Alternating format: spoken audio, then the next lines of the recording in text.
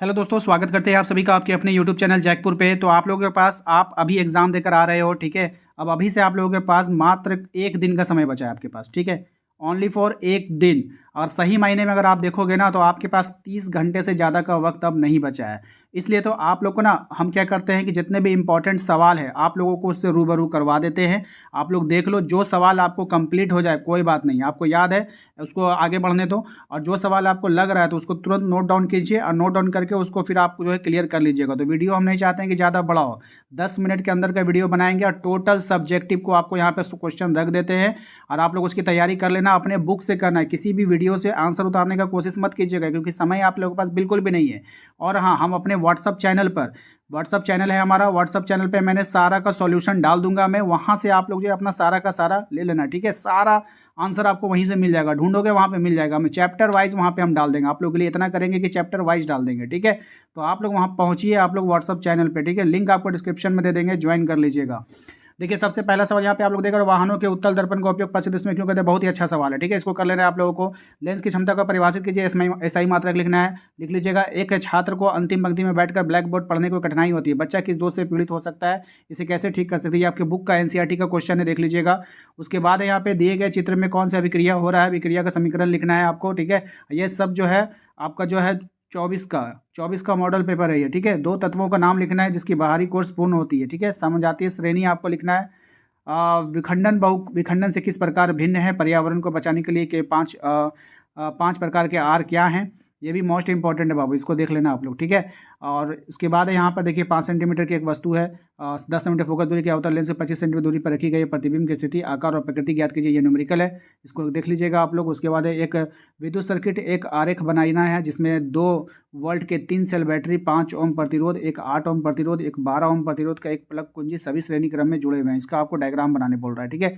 चुंबकीय क्षेत्र रेखाएं क्या होती है, रेडॉक्स अभिक्रिया क्या है, देख लेना है। कार्बनिक यौगिक एवं अनुसूत्र एवं संरचना लिखना है इसका, ब्यूटेन का, क्लोरोपेंटेन का और मेथेनॉल का, ठीक है। इसके बाद है आपका मनुष्य के 3 हार्मोनों का नाम लिखना है आपको। हम ऊर्जा के वैकल्पिक स्रोतों की ओर क्यों ध्यान दे रहे हैं, ठीक है। उसके बाद देखिएगा, ओजोन परत की क्षति हमारे लिए चिंता के विषय क्यों है, इसे क्षति को सीमित करने के लिए हमें क्या कदम उठाने चाहिए।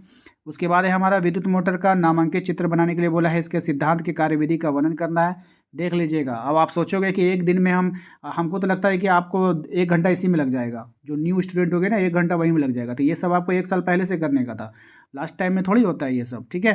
प्रतिरोधों का समानांतर संयोजन क्या है, समानांतर जुड़े 3 प्रतिरोध R1 R2 R3 का समतुल्य प्रतिरोध ज्ञात करने के लिए एक व्यंजक लिखिए। ये हम करवाएंगे आप लोगों को, ठीक है ना। आयनिक आबंध क्या है, आयनिक आबंधों के गुणधर्म लिखें, इलेक्ट्रॉन स्थानांतरण के द्वारा NO2 के निर्माण को दिखाना है आपको, ठीक है। ये भी इंपॉर्टेंट है।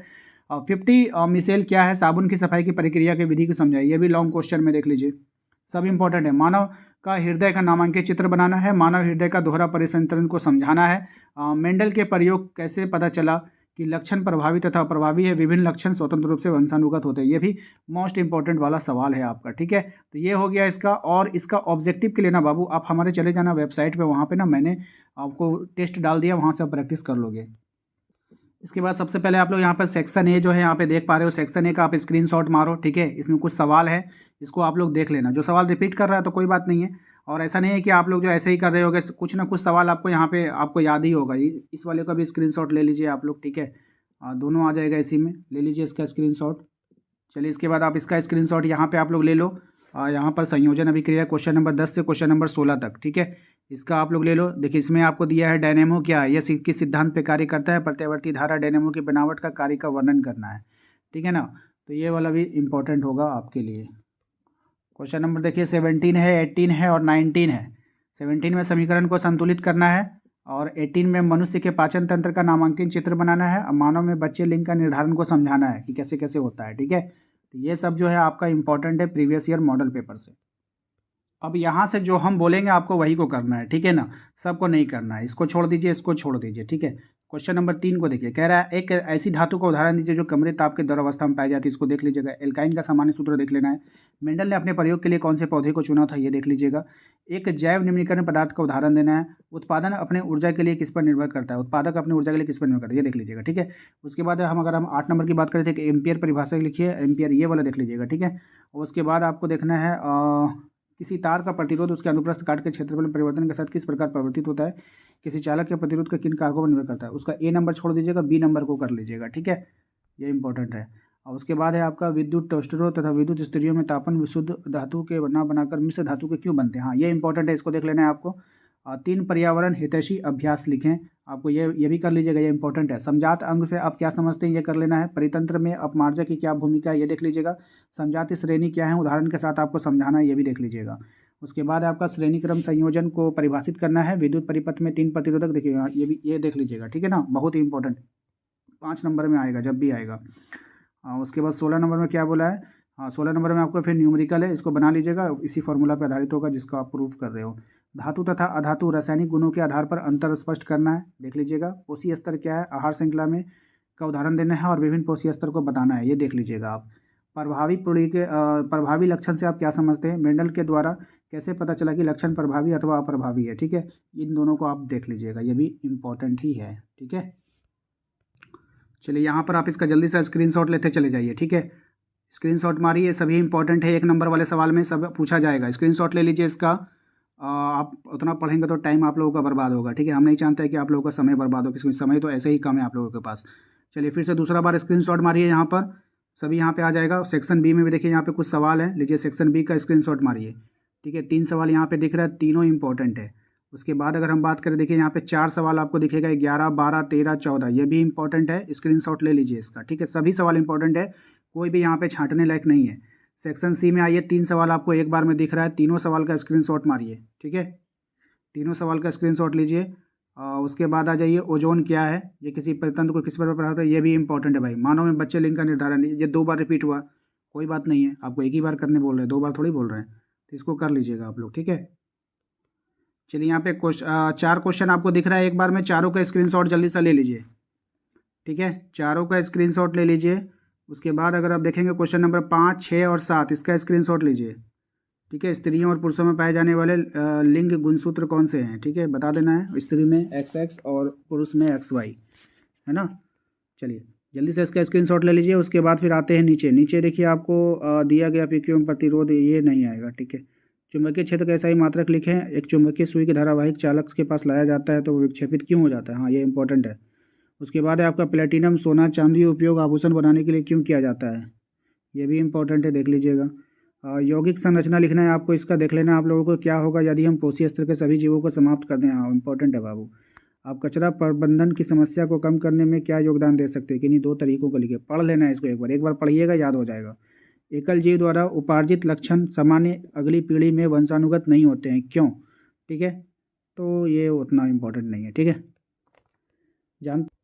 चलिए यहाँ पे कुछ इंपॉर्टेंट सवाल है, 5 सवालों का स्क्रीनशॉट यहाँ पे जल्दी से आप लोग लीजिए, ठीक है। 5 सवाल आपको दिख रहा है, पाँचों का स्क्रीनशॉट ले लीजिए। उसके बाद यहाँ पर आप देखिए, यहाँ पे आपको 6, 7, 8, 9 इसका स्क्रीनशॉट मारिए, 6, 7, 8, 9 का स्क्रीनशॉट लीजिए।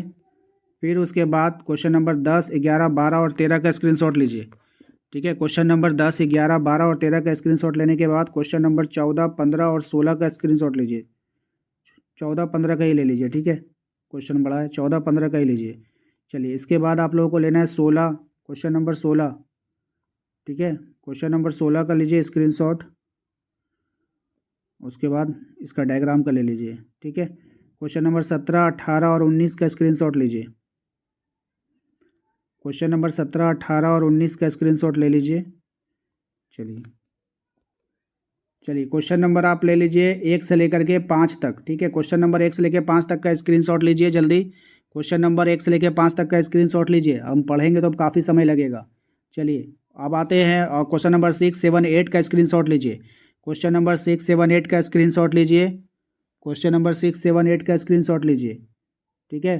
क्वेश्चन नंबर 9, 10 और 11, 9, 10 और 11 का स्क्रीनशॉट लीजिए, 9, 10 और 11 का स्क्रीनशॉट लीजिए। 12, 13, 14 यानी 11, 12, 13, 14 स्क्रीनशॉट लीजिए। इसको लेने के बाद ठीक है 15 और 16, 15 एंड 16, चलो छोटा कर देते हैं, एडजस्ट हो जाएगा। 15 एंड 16 का स्क्रीनशॉट मारेंगे आप लोग। स्क्रीनशॉट लेने के बाद आ जाइए 17, 18 और 19, 17, 18 और 19 का स्क्रीनशॉट मारिए, ठीक है। चलिए 10 मिनट का आप लोगों से वादा किए थे, 10 मिनट में वीडियो कंप्लीट कर दिए। इसमें जो हमने previous year model question paper में पूछे गए सभी इंपॉर्टेंट सवालों को शामिल कर लिया गया है, ठीक है। इसके अलावा हम आपको अपने व्हाट्सअप चैनल पे प्रीवियस ईयर में जो ओरिजिनल में क्वेश्चन पूछा गया है बोर्ड एग्जाम में, वो हम प्रोवाइड करवा देंगे जो इम्पोर्टेंट होगा। वहाँ पे सिर्फ आप लोगों को क्या करना है, 2012 से, याद रखिएगा 2012 से, यानी 12 को शामिल करना है, 2012 से ऊपर 12, 13, 14, यानी कि आपको 11 और 10 को ही छोड़ सकते हैं। अगर आपको कोई मॉडल प्रीवियस ईयर में छोड़ना है तो आप 10, 11 को ही इग्नोर कर सकते हो, वो भी आप अपने रिस्क पे करोगे, मेरे कहने पे नहीं, ठीक है। अगर इंपॉर्टेंट होगा तो कर लेना, लेकिन आपको 2012 में जो सवाल आया है उसको लेना होगा, 13 लेना होगा, 14 लेना होगा, ऐसे करके आगे 23, 24, 23 तक आना है, ठीक है। ये तो हो गया ये तरीका, बात समझ में आया। दूसरा तरीका ये है कि जोन सवाल एक से ज़्यादा बार पूछा गया है, याद रखिए जोन सवाल एक से ज़्यादा बार पूछा गया है उसको तो और वो 2023 में नहीं आया है, ध्यान से सुनिएगा। इससे पहले वाला जो एग्ज़ाम हुआ कब हुआ था, 2023 में हुआ था। तो जौन ठो सवाल 2023 में नहीं पूछा है लेकिन कई साल पूछ चुका है, हर मतलब 3-4 बार आ चुका है, ये खाली 23 में नहीं आया है, तो वो सवाल इंपॉर्टेंट होगा आपके लिए, ठीक है। उस सवाल को सबसे पहले टच करना है, ओके। तो इस मॉडल पेपर को देखने से पहले आप चले जाना मेरे व्हाट्सअप चैनल पे, पहले वहाँ से पहले उसको कंप्लीट करना और यहाँ पे टिक आउट करते चल जाना, वहाँ जो क्वेश्चन इसमें होगा जो क्वेश्चन उसमें होगा क्लियर करते चल जाइएगा, ठीक है ना। और ऑब्जेक्टिव का वीडियो आपको हम लगातार देते रहेंगे अपने यूट्यूब चैनल पे। मिलते हैं अगले वीडियो में।